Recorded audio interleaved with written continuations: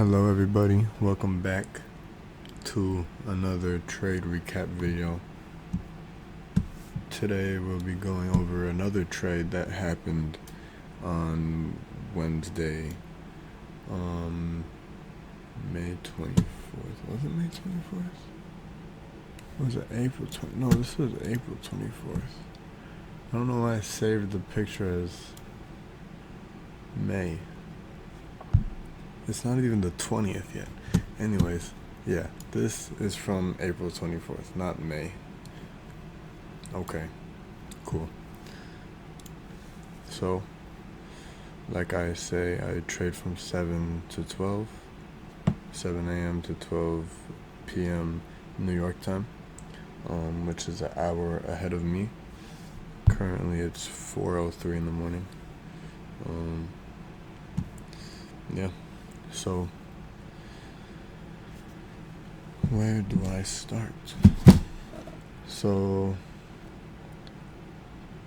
when it hits 6 o'clock my time or 7 o'clock New York time, I look at the chart. I look at the hourly chart and I see what price is doing first, and then I just mark out the buy stops and the sell stops, right? At this point, when I'm looking at the chart, price is right here. So I'm either waiting for this for this to get swept, these sell stops, or for these buy stops to get swept. And an hour later, sell stops get swept. So now we're here. So when sell stops get swept, we look for buys, targeting the buy side. And as you can see, this was a 1-to-1 trade that I took, but price did go way above where I took out my trade, but we'll get into that after I show you guys the analysis. So after either buy side or sell side gets swept, we go to the 5-minute, and then perfect, and now we're here. So let me exit this, let me close this. Okay. Oh, what the okay. Oh, it reset. Nope, it didn't reset. I hit the space bar.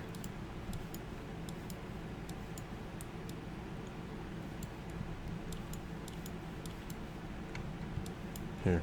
Okay. Alright.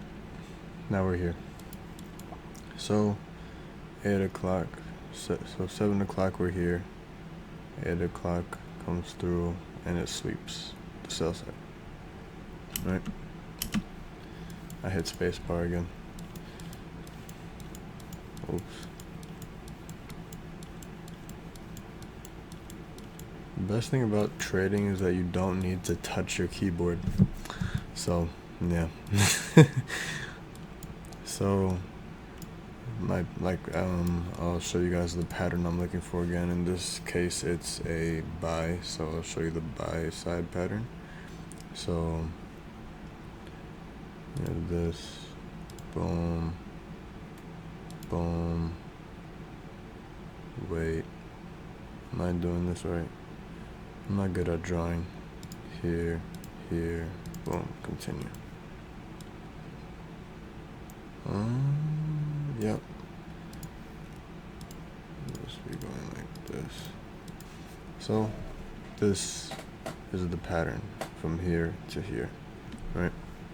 So, boom, you have this low getting swept.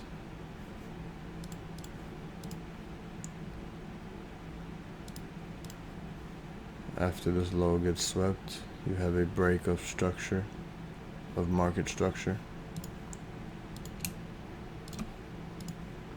Market structure shift, and then take the Fibonacci from the bottom of the range to the top of the range that was responsible for this market structure shift, And then first you have your optimal trade entry zone,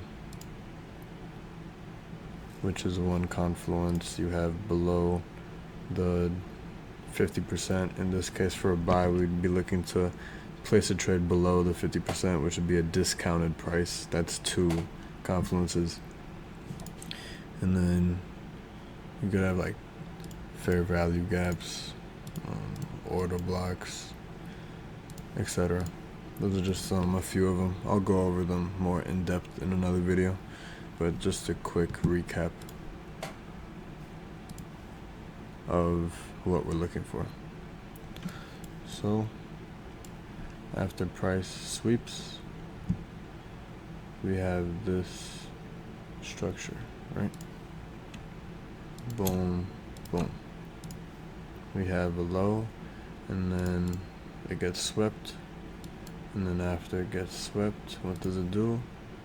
Price breaks this. And I think it was last video or the video before that, I don't know, I don't remember, but I was talking about impulsive moves up. You see how price really went upwards after this level. It just shot and broke above this like crazy, right? So the way I traded this, first I always do my my Fibonacci, right, from the top, from the bottom to the top. And then another thing I look for is also order blocks, fair value gaps, or in this case an inverse fair value gap would work too. But for the sake of this example, I traded from this order block, so from here to here, right?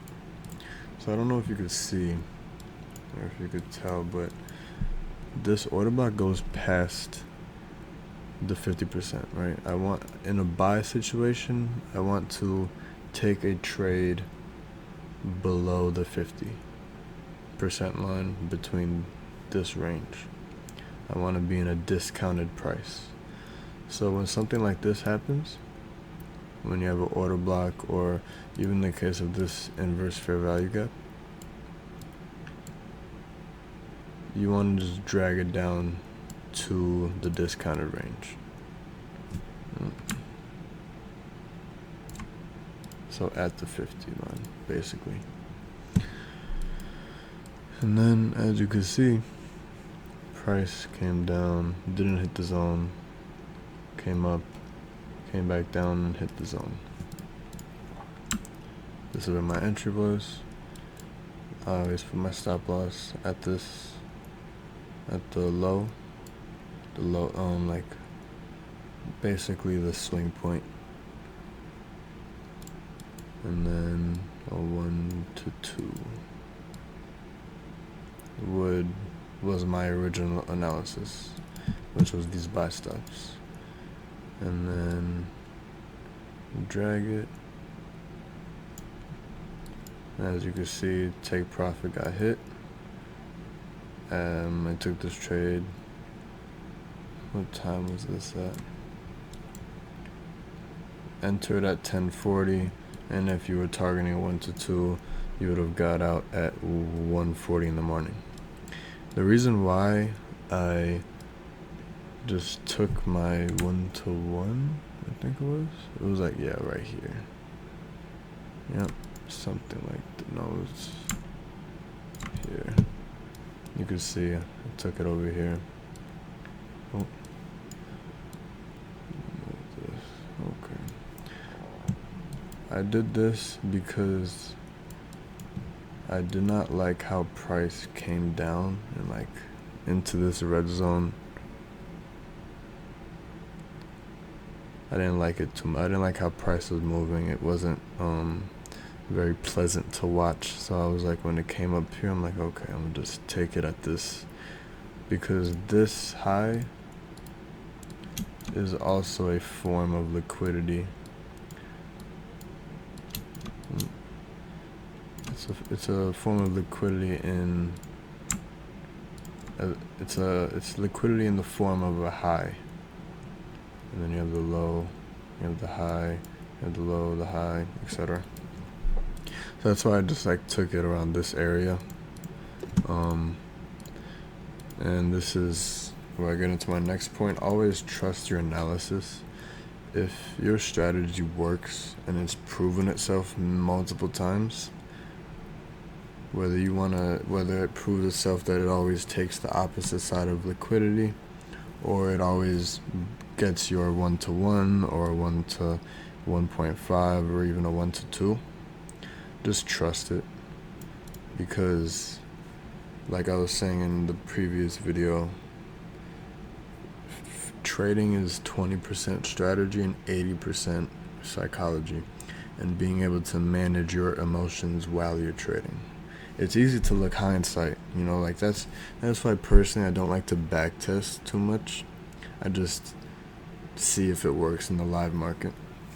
But that's another conversation. But handling your emotions while this is happening, while these candles are forming, it's a whole different ball game. Rather than just, just looking hindsight, you know what I mean?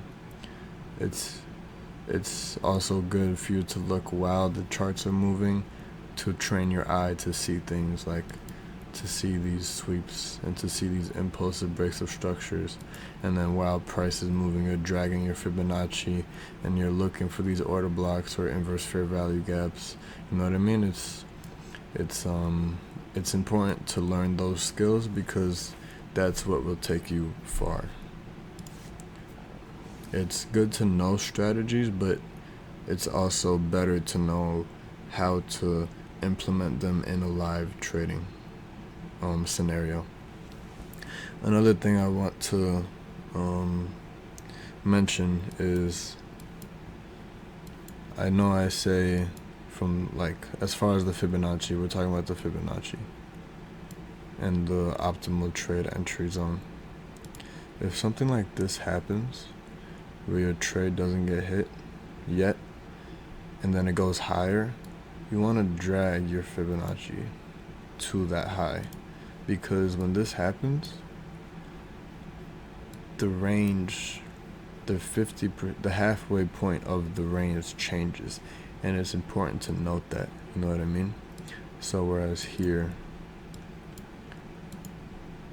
my order block was above the 50, and then if you took the inverse fair value gap, it was also above the 50, you would drag it down. But after this happened, it came down and went higher, you put your Fibonacci there, the 50% mark changes. And it's important to note that, because not in this example, but there are examples where price goes higher and it taps in perfectly into the 50% mark of the quote unquote new 50% mark. You know what I mean? Like this, for example, would be the old one, this would be the new one. It taps perfectly into it like this. Not in this example specifically, but in other examples, it taps into it and it just goes up from there.